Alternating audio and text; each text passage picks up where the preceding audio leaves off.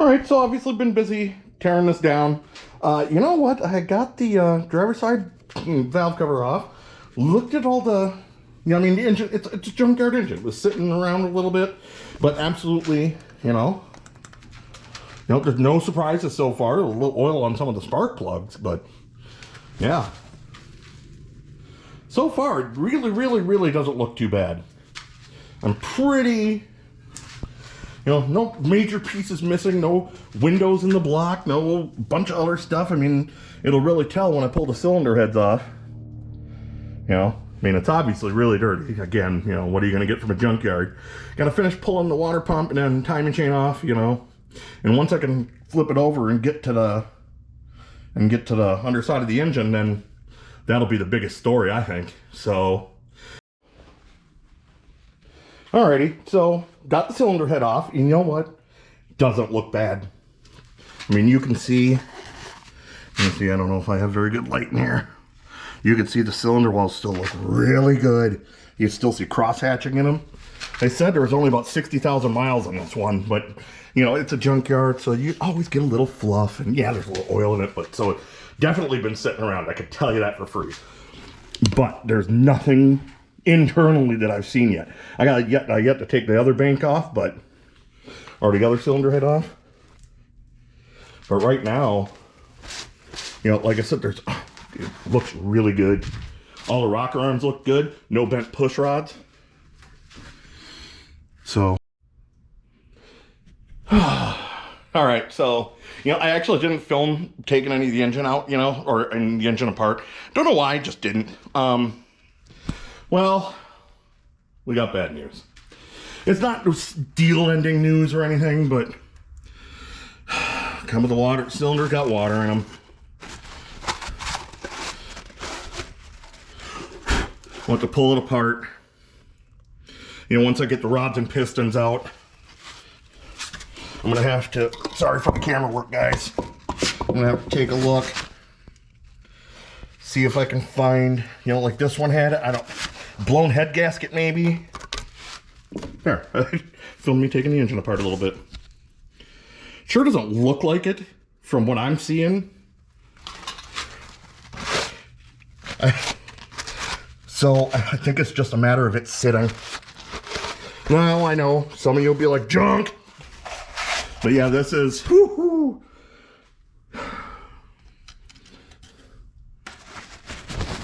Yep, sorry guys. But, yeah. I mean, our engine turns over and everything, being crap. Well, like I said, we'll clean all the mating surfaces up. We'll take a dingleberry hone to it first, or even a stone hone. We'll take that in there and then we'll go from there. Again, not what I really wanted, not unexpected. It's not a game changer, or not a deal breaker. So again, we'll just hit it with the hone, see what we get. Cylinder head looks good, dirty. Engine was set outside. I already went over that. I gotta do those cylinder hones, get that done. But everything else looks good. Internal cam bearings look good. So got the cam out. Cam bearings look good. Nothing to write home about, nothing bad. The lobes look a little wore for a hydraulic roller, but I think we're okay. I'm not using any of it anyway, so. Cylinder head looks good. This is on the driver's side. Not too much. There's the one off the passenger side.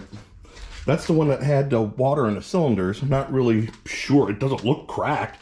The block looks fantastic, from a crack standpoint, not from a, hey, it looks great. It's dirty and it's got rust in two of the cylinders. So, but cam bearings look good. Timing chain wasn't stretched. It wasn't too bad. I don't think it had a ton of miles on it. We'll get these pistons out and then we'll go from there. And on the teardown here, we got all lifted cam out. I think I already covered it. The journals look great, but the lobes looked a little funky. So I don't know. Yeah, I think we're good. Well, not exactly what I wanted to see pulling the pan apart. Yeah, this motor's definitely been sitting for a little while. Nothing crazy though. No bent rods. You know, replacing rods crank anyway, so, you know, really don't care. But it does look, I mean, it turns over, so it does look just fine. And again, not using any of this stuff. It's all going to the trash, scrap metal, you name it. Yeah, so there we go. Again, you know, I am not surprised. This engine has been sitting around for a little while, so I'm A, really don't care. B, it's not completely unsurprising. So, alrighty folks. Well, back to it.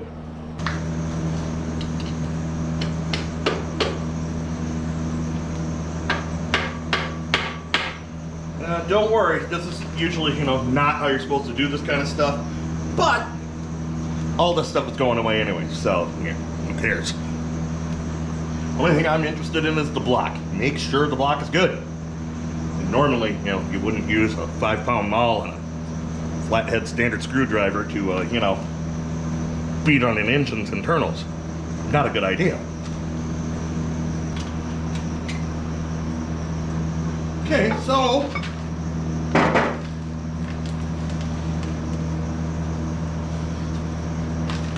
what I think we got going on here, you know, what I think we got going on here, a simple case of an engine overheating. See, look at that. You see some of them score marks in there? Oh, yeah. It's okay. It's okay. We don't care about that. Because this is getting a forged crank, forged rods, forged pistons.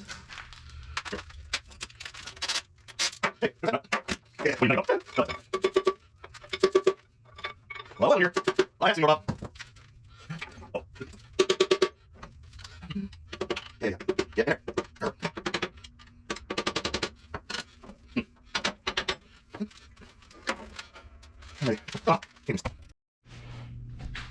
So we got the crank and the pistons all out. You know what? I filmed a bunch of it, but GoPro died. Or it didn't die. It just says, oh, I'm powering off. I'm like, what the heck are you doing? So if we look in there, I don't know if you guys could see that. These are all nice. But these were our two. Those were our two. Yeah, you can kind of see it in there. I mean, it looks, air quotes, like crap. But, you know, nothing catches. It's like a rough, smooth finish. If you know anything about cylinder bores or anything like that, then you know, hey, if your fingernail doesn't catch, you're good. Realistically, if I wasn't going to get the block machined, I'd just hone it out and send it. Needs to be cleaned up. I'm going to get a good clean on it. Sprayed a bunch of brake fluid all around it. I only have one can left. So, I'm going to have to go buy more cans of brake fluid. I'm going to WD-40 it, and, well, I'm going to WD-40 it for now to prevent flash rusting. Just keep, you know, got to get the starter off and the motor mounts off and everything. Other than that, off to the machine shop.